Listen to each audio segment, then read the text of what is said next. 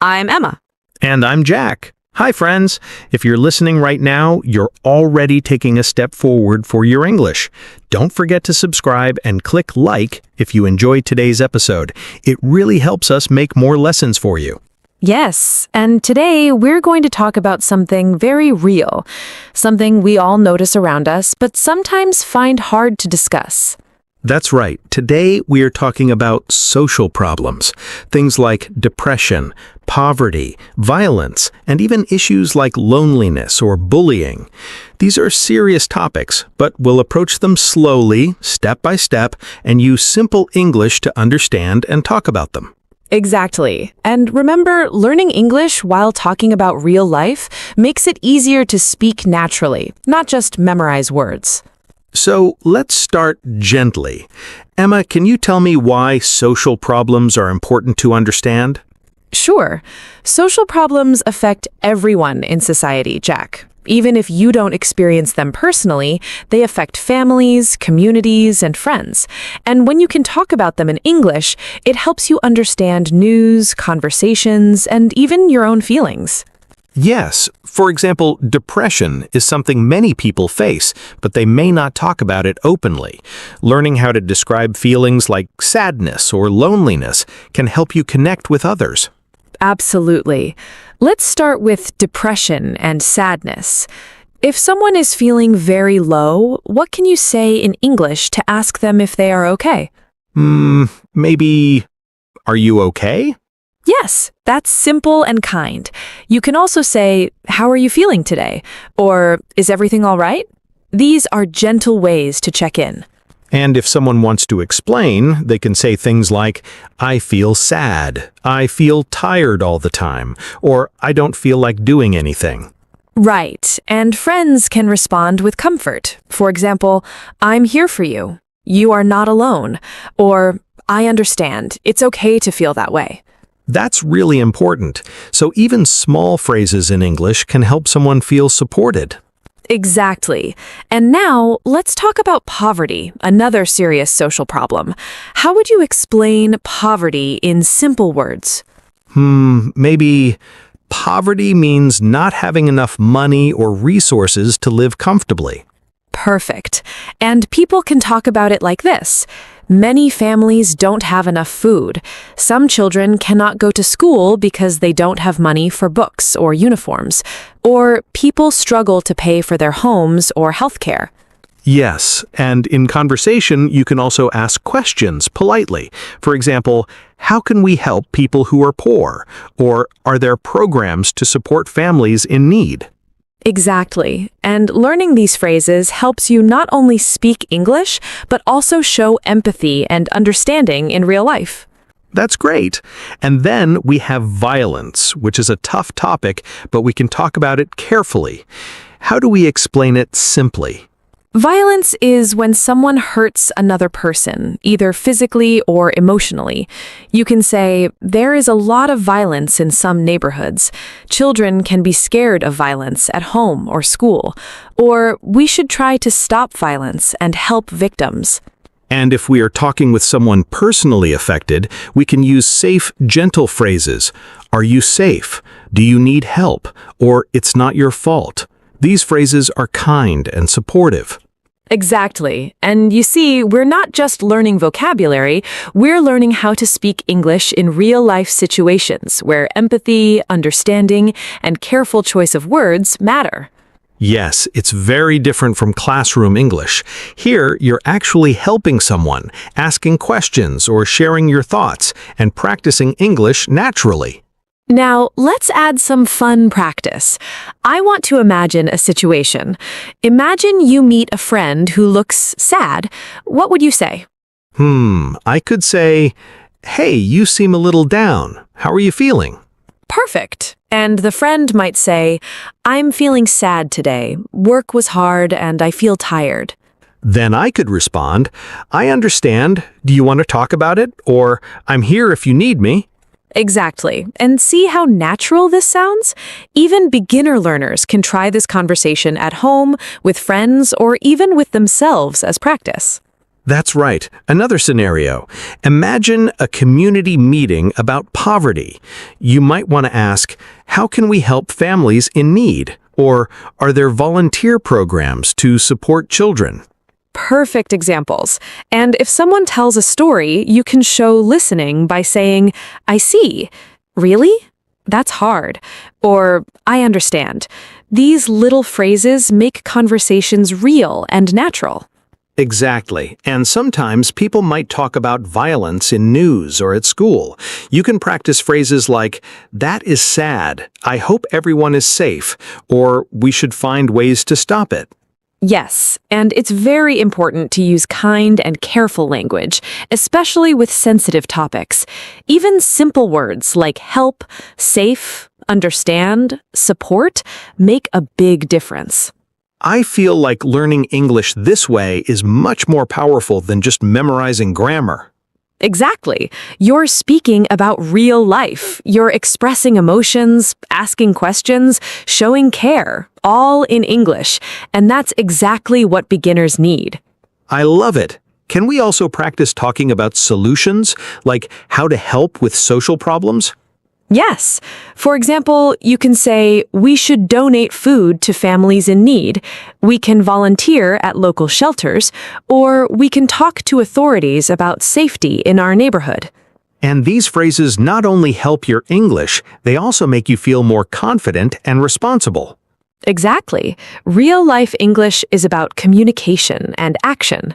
I think we've covered a lot already. We talked about depression, poverty, and violence, and also learned phrases to show care, empathy, and understanding. Yes, but we're just starting. There's so much more to explore. Next, we'll learn how to talk about feelings more deeply, share personal stories, and practice polite ways to ask questions or offer help. Yes, and remember, friends, don't worry about mistakes. Every small sentence counts. Even trying to say, "Are you okay?" or "I understand" is practice. Exactly. And even if you don't feel confident, speaking about social problems can help your English grow and also make you more aware of the world. Last time we talked about checking in with friends, poverty, and violence. I've been thinking, sometimes I feel worried talking about these things. That's natural. Social problems can feel heavy, but talking about them in English is actually a safe practice. You can use it to improve your words and your confidence. Okay, but what if someone starts talking about their personal struggles, like depression or loss? I don't want to say the wrong thing. Exactly. That's why we need polite and gentle phrases. For example, if a friend says, I feel very sad, you can respond, I understand. It's okay to feel that way. Or, I'm here if you want to talk. Simple, but very effective. And I guess listening carefully is also important. You can't just jump in with advice. Yes, listening first, showing empathy with words like I see, really, that's hard, helps someone feel heard. I see. And then, if the person wants help, we can ask, do you want me to help you? Or can I support you somehow? Exactly, and that works not only with depression, but also with other social problems. For example, if someone talks about financial struggles, you can say, I'm sorry to hear that. Are there ways I can help? Can we practice a little role play? I want to try. Sure, go ahead. Imagine a friend says, I lost my job and I don't know how to pay rent. What would you say? I could say, I'm really sorry. That's very hard. Is there any way I can help? Perfect. And you can add, have you spoken to any support programs? Or maybe we can find some help together. Wow, that sounds natural. It's like I'm actually helping someone and speaking English at the same time. Exactly. That's the power of real-life English. You're combining language with empathy. Okay, I feel better now. And for violence, how can we respond if a friend shares something serious? First, acknowledge the experience. You can say, that's scary. I hope you're safe. Or, it's not your fault. These phrases are supportive and respectful. Yes, and if they want advice, we can say, maybe you can talk to authorities, or let's think of a safe way to handle this. Exactly. And notice the words we use: safe, help, understand, support. These are key words for any conversation about social problems. I feel like learning English this way makes it much more positive and empowering. Exactly. You're speaking about real life. You're expressing emotions, asking questions, showing care, all in English. And that's exactly what beginners need. I love it. I have a question. What if I want to share my own feelings about these issues? Like, I feel sad reading about poverty. That's very important too. You can say, "It makes me sad to see this. I feel worried about people who are struggling," or "I want to help somehow." Sharing feelings naturally shows you are engaged in conversation. Oh, so we can mix empathy for others and our own feelings. That makes the conversation more real. Exactly. And the more we practice, the easier it becomes to use these phrases naturally. Can we talk about solutions in community problems? Like, what words can we use when we discuss helping others? Sure, you can use phrases like, "We can donate clothes or food." Volunteering is one way to help. Maybe we can organize a fundraiser. Let's think of safe ways to support children or families. Ah, so we are learning practical phrases for real-life English conversations, not just theory. Exactly. And even small suggestions like, "Have you checked if there are programs in your area?" Or "Would you like me to help you find resources?" make the conversation helpful and polite. This is really powerful. I feel like I'm learning empathy and English at the same time. That's the goal. And one more tip, you can practice at home alone. Pretend to be in a conversation or write short dialogues in English about social problems. That's a good idea. Even speaking to myself, like, I see, I understand. How can I help? Yes, and slowly you'll notice your English gets better and you'll feel more confident speaking about serious topics. I also think learning these phrases helps me understand news or social media posts better. Sometimes I see stories about poverty or violence, and now I can follow them more easily. Exactly. Understanding words like struggle, safe, support, volunteer, program makes real-life comprehension much easier. And I like that we are using beginner-friendly sentences. Even short sentences are enough, if used carefully. Yes, quality is better than length. Even simple English can express kindness, understanding, and action. I'm feeling motivated. I want to start using these phrases tomorrow, maybe even practice with friends or family. Perfect. That's the key. Small steps every day. And next, we'll dive even deeper. We'll talk about more complex feelings, how to ask polite questions, and how to share stories about social issues naturally in English. Yes, and we'll also include phrases for discussing solutions, community help, and even how to stay safe while helping others. I've been thinking a lot about the stories we hear on the news. Some are really sad. How can I talk about them in English without sounding too negative? Good question. You can start with neutral observations first. For example, "I read about this in the news today," or "I saw a story about people facing challenges." Ah, that makes it softer. I can say, I saw a story about families struggling with rent. Exactly. Then, if you want to share your opinion, you can say, "It makes me feel worried," or "I feel concerned," or even, "I think this is unfair." Okay, I get it. Neutral fact first, then my feeling. And if I want to suggest something, You can use phrases like, "Maybe people can help by donating." "Volunteering is one way to help." Or, "It would be good if programs supported these families." that's really useful. I always get stuck when I want to express both concern and advice. Yes, and you can also ask polite questions to involve others. For example, "Have you heard about this issue?" Or, "What do you think can help?" Can we practice a small dialogue? Sure. I read that many children don't have enough food. That's very sad. I hope they get help soon. Have you seen any programs that support them? Yes, I saw a local charity giving meals. Maybe we can donate too. Perfect. That's exactly how real-life conversations flow. You acknowledge the problem, show feeling, and suggest action. Wow, it feels natural, even for serious topics. Yes, and notice the key words we are using: sad, hope, help, support, maybe, can.